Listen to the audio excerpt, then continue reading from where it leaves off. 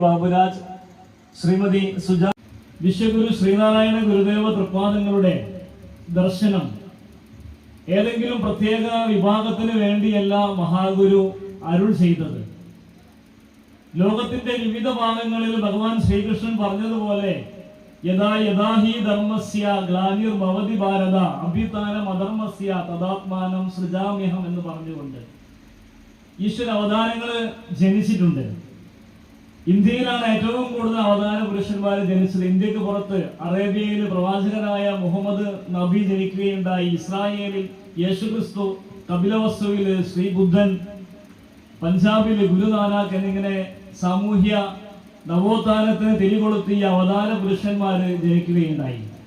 ഈ അവതാര പുരുഷന്മാരെല്ലാം നമ്മൾ ഈശ്വര തുല്യരായിട്ടാണ് ആരാധിച്ചിരിക്കുന്നത്. നമ്മുടെ ആരാധനാ സമ്പ്രദായത്തിന് മുകളിലാണ് ഗുരുവിന്റെ ആരാധന. ദേവതാ സങ്കല്പങ്ങൾക്ക് മുകളിലുള്ള മഹാഗുരുവിന്റെ സങ്കല്പം, ആ ആരാധന, ഗുരുവിന്റെ ആരാധന, അത് ഏറ്റവും വൈശിഷ്ട്യമേറിയ ആരാധനയാണ്. കബീർദാസ് കവിതയിൽ പറയുകയുണ്ടായിട്ടുണ്ട്, ഗുരുവും ദൈവവും എന്റെ മുമ്പിൽ വരികയാണെങ്കിൽ ഞാൻ ആദ്യം എന്റെ ഗുരുവിന്റെ കാൽക്കൈയിലാണ് പാദ നമസ്കാരം ചെയ്യുക, അതിനുശേഷമേ ഞാൻ ദൈവത്തെ നമസ്കരിക്കുകയുള്ളൂ എന്നാണ് പറഞ്ഞത്. ഇന്നുള്ള വിപ്ലവ പ്രസ്ഥാനങ്ങൾക്ക് നാന്ദി കൊളുത്തിയ തൊഴിലാളി വർഗ വിപ്ലവ പ്രസ്ഥാനങ്ങൾ ഉണ്ടാകുന്നതിന് മുമ്പ് തന്നെ തൊഴിലാളി പ്രസ്ഥാനങ്ങൾക്ക് രൂപം നൽകിയത് ഗുരുവിന്റെ ശിഷ്യനായ വടപ്പുറം ബാവയാണ്. കേരളത്തിന്റെ ചരിത്രം മഹാഗുരുവിന്റെ ചരിത്രമാണ്. നമ്മളെല്ലാം ചരിത്രം പഠിക്കുന്നത് പോലെ ക്രിസ്തുവിന് മുമ്പും ക്രിസ്തുവിന് ശേഷവും എന്ന് പറയുന്നത് പോലെ ദക്ഷിണേന്ത്യയുടെ ചരിത്രം ഗുരുവിന് മുമ്പും ഗുരുവിന് ശേഷവും എന്ന രീതിയിലേക്ക് മാറ്റപ്പെടേണ്ടത് അനിവാര്യമാണ്. കാരണം ഗുരുവിന് മുമ്പുണ്ടായിരുന്ന കേരളമല്ല ഗുരുവിന് ശേഷം ഉണ്ടായിരുന്ന കേരളം.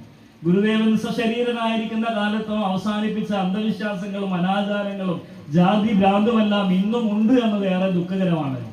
ഈ ഒരു സാഹചര്യത്തിൽ ശ്രീനാരായണ പ്രസ്ഥാനങ്ങളുടെ പ്രവർത്തനം ശക്തമായി നടക്കേണ്ടത് അനിവാര്യതയാണ്. കുറച്ച് ദിവസങ്ങൾക്ക് മുമ്പ് ഒരു കല്യാണത്തിന് ഞാൻ പങ്കെടുക്കുകയുണ്ടായി.